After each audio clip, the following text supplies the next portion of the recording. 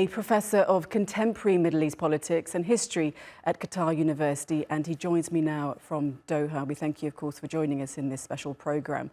So let's come to negotiations then. Can negotiators, especially the US, get Israel back on its side with the US proposal from June? And why did the talks in Cairo fail for you? Well, I think the base of this negotiation was the Biden initiative, which being presented in May and then developed on the 2nd of July.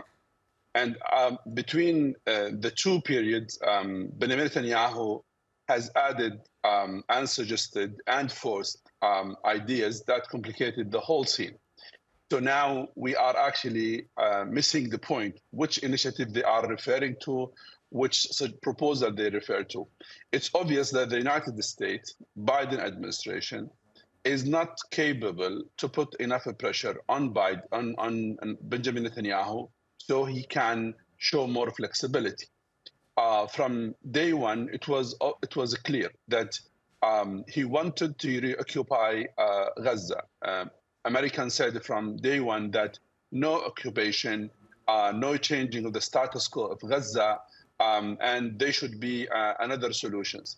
Despite all of those, number of no's that Americans basically said or sent or basically conveyed to Benjamin Netanyahu, but he insisted on a few things. He insisted on the border with Egypt. He insisted on controlling Philadelphia border across with Egypt. He insisted on Netzarim, basically a crossroad between north and south on Gaza. He insisted on a number of the Palestinians, which I think around 60,000. 60,000, no one knows in the media, I have to say, who are they? However, I was able to find out those 60,000 are basically the government employee in Gaza. To Netanyahu's government, those 60,000 people are basically accused of being part of the fighters. So he wanted to vet everyone coming from south to north, so he avoided bringing those 60,000 people who are basically the employee of the government in Gaza. So those issues now are becoming more complicated, and he insisted on that. We witnessed in the last 24 hours a huge contradiction between his statements and his Minister of Army, Gallant, where he said actually the army of Israel can basically withdraw from Philadelphia with the border with Egypt, Philadelphia cross-border, 6 weeks, nothing will be changed. The security basically apparatus in Israel, they said there is no harm if we withdraw. However, Netanyahu himself is insisting in that, and Biden administration is not capable to basically push him back. We'll come to what pressure the US can place on Israel in a moment, but I wanted to come back to what you were talking about, these new conditions that you say Netanyahu is adding into these negotiations. Given that he is, trying to make new conditions from that original Biden proposal, do you think Israel wants a ceasefire, or do you think what will only in the end be achievable are simply limited pauses in fighting? The issue is about which Israeli we talk about. Do we talk about Netanyahu? Do we talk about Gallant? Do we talk about Ben-Gvir and Smotrich? Do we talk about the army and Shabak and Mossad? So actually, things are lost because no one knows. We know that Netanyahu is saying the final word, but there are different basically part of discourse from within. Let me just make one thing very clear. Netanyahu's plan is very clear. Is not necessarily linked to 7th of October. Netanyahu's government is to rearrange the whole security of the region politically so it can serve the Israeli security and stability. This was started 20 years ago. Every time he started it with focusing on Iran, focusing on the nuclear issue of Iran, focusing on the arms of Iran like Hamas, Hezbollah, and others, and focusing of normalizing Israel within the region without solving the Palestinian question. Now he's moving on that direction. He wanted to say that Palestinian question, what's happening in Gaza, will not have impact on normalization. He can't force the solution on Gazan people.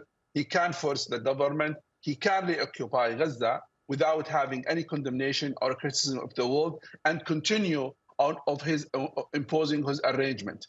I always said in your station, Netanyahu is trying to Israelization of the region. He wants the region to become more close to the Israelis' security and stability. He wanted everyone in the region to serve that purpose. And what's happening now in this negotiation. Let me just ask you this then, Mahjoob. You talk about what Netanyahu wants, but what do you think the US wants? I mean, obviously, a US election is coming. We're going to have, the US will have either Republican or Democratic president, and that could affect the war and what Israel does next. Does a new US administration have the power over Israel? No, unfortunately, no. Because in the time they are criticizing Netanyahu or semi-criticism, they are providing him with weapons. And according to the figures we have now, more than $55 billion has been basically support has been sent to Israel in the last 11 months. And the weapons going on in a daily basis or weekly basis. And the political support, the media. The major issue is the discourse. Israeli discourse about the war is actually covering the media in the United States. So the narrative of which full of lie and